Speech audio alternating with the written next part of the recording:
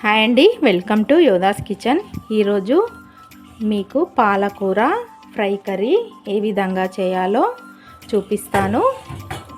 ఇప్పుడు చేసేలా కాకుండా వెరైటీగా చూపిస్తానండి. మీరు కూడా చూసి ఒకసారి ట్రై చేయండి. ఇలా చేసుకుంటే పాలకూర చాలా బాగా కుదురుతుంది, టేస్ట్ కూడా చాలా బాగుంటుంది. ముందుగా ఇలా పాలకూరను చిన్నగా కట్ చేసి శుభ్రంగా కడిగి స్టెయినర్లో వేసి పెట్టుకోవాలి. వాటర్ అన్నీ తీసేసుకోవాలి. ఇప్పుడు స్టవ్ మీద కడాయి పెట్టుకొని మనం కర్రీ ప్రాసెస్ స్టార్ట్ చేద్దాము.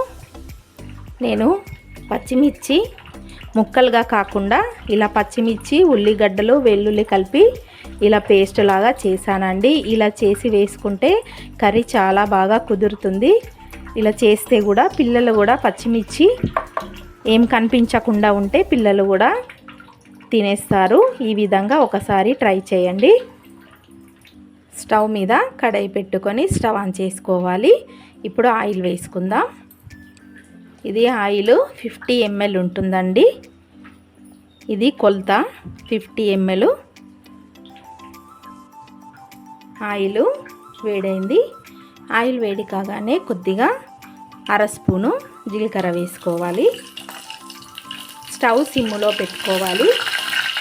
ఇప్పుడు మనము తురిమి పెట్టుకున్న పచ్చిమిర్చి, ఉల్లిగడ్డ, వెల్లుల్లి పేస్ట్ని వేసుకొని బాగా వేయించుకోవాలి. ఇలా కలుపుతూ వేయించుకోవాలి. పచ్చిమిర్చి, ఉల్లిగడ్డ ఈ పేస్ట్ మొత్తము బ్రౌన్ కలర్లో వచ్చే వరకు వేయించుకోవాలి. చూడండి, ఈ పేస్టు బాగా గోలింది. ఇప్పుడు మనము ఇందులో పసుపు వేసుకుందాం. 1/2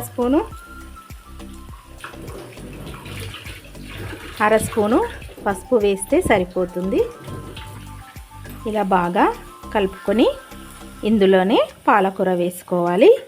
మళ్ళీ మనము పచ్చిమిర్చి, ఉల్లిగడ్డ ఏం వేయనవసరం లేదు.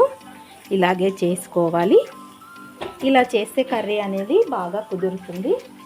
మీరు కూడా ఒకసారి ట్రై చేయండి, చాలా బాగుంటుంది. ఇప్పుడు పాలకూర వేసేసుకొని కలుపుకోవాలి. చూడండి, పాలకూర తొందరగా వేగుతుంది. ఇప్పుడు దీంట్లో మనము సాల్ట్ వేసుకుందాం. ఇది 3/4 స్పూను సాల్ట్ అండి. ఇలా వేసుకోవాలి. తర్వాత మనము కర్రీ అయిన తర్వాత టేస్ట్ చూసి తక్కువగా అనిపిస్తే మళ్ళీ వేసుకోవచ్చు. ముందే ఎక్కువగా వేసుకున్నామంటే కర్రీ మొత్తం పాడైపోతుంది. సాల్ట్ ఎక్కువ అయిపోతే మనం తినలేం కదా. కొద్దిగా కారం వేస్తున్నాను. 1/2 స్పూను ధనియాల పొడి, కొత్తిమీర ఉన్న వేసుకోవచ్చండి, కానీ నేను ఇక్కడ ధనియాల పొడి వేస్తున్నాను.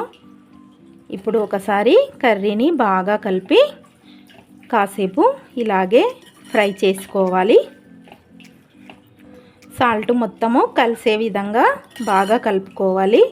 చూడండి, సాల్ట్ వేసేసరికి ఇంకాస్త తగ్గిపోయింది కర్రీ పాలకూర మొత్తము.